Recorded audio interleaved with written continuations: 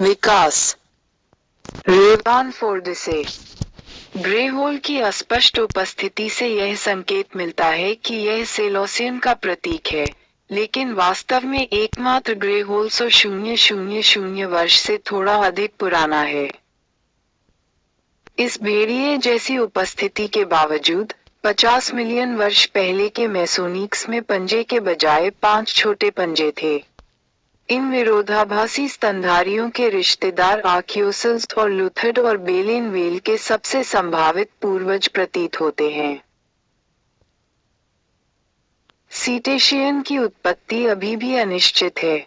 Cetacean anatomy के कई पहलू स्पष्ट रूप से समुद्री अस्तित्व के लिए अनुकूलन हैं और वंश के बारे में बहुत कम संकेत देते हैं, लेकिन जैव रासायनिक और आनुवंशिक अध्ययनों से पता चलता है कि सीटेशियन खुर वाले स्तनधारियों अनगुलेट्स से संबंधित हैं। ये संबंध जीवाश्म रिकॉर्ड द्वारा भी समर्थित है, जो 50 मिलियन वर्ष पहले तक फैला हुआ है।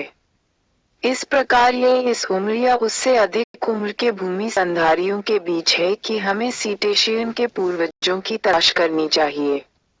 सबसे संभावित पैतृक समूह मेसोनिचिडे है, जो आदिम स्थलीय खुर वाले स्तनधारियों का एक परिवार है जो उत्तरी अमेरिका, यूरोप और एशिया में रहते थे। मेसोनिचिड्स का आकार छोटे कुत्ते के आकार से लेकर बड़े भालू के आकार के जानवरों तक होता था। सीटेशिया संभवतः एक छोटे रूप से उत्पन्न हुआ है। अधिकांश विकासवादी विकिरण बड़े पूर्वजों के बजाय छोटे से शुरू होते हैं। मेसोनिचिड्स में अपेक्षाकृत सरल दांत वाले जानवर, मछली खाने के लिए संभावित अनुकूलन, साथ ही बड़े मांसाहारी शामिल थे। हम अनुमान लगा सकते हैं कि इनमें से एक, संभवतः मछली खाने वाला जानवर टेथिस के किनारे के उथले पानी में प्रचुर मात्रा में भोजन करने के लिए अनुकूलित हो गया।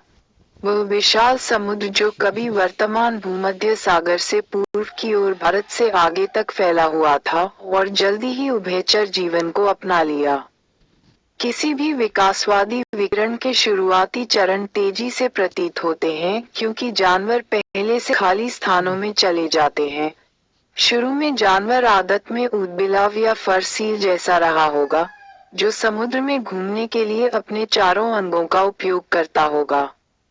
पूंछ शायद बहुत जल्दी ऊर्ध्वाधर धड़कन के लिए अनुकूलित हो गई, लेकिन हम नहीं जानते कि इसने पिछले अंगों के उपयोग को कैसे प्रभावित किया, या मेसोनिचिड पूंछ का अंत कैसे चपटा हो सकता है। जबकि प्रारंभिक व्हेलों ने संभवतः कई मिलियन वर्षों तक भूमि पर प्रजनन किया, जल में जीवन में संभवतः तीव्र शारीरिक परिवर्तन हुए। उदाहरण के लिए, आंखों और गुर्दों का विभिन्न लवण संतुलन के लिए अभ्यस्त होना, बालों का झड़ना, इंसुलेटिंग ब्लबर का विकास, पानी के नीचे सुनने की क्षमता, यहाँ तक कि सबसे आदिम व्हेल, पाकीसेट्स, में टिम्पनिक बुल्ला था जो पानी के नीचे सुनने में कार्य करता प्रतीत होता है, और गोता लगाने पर नाक को बंद करने के लिए नेजल प्लग का विकास।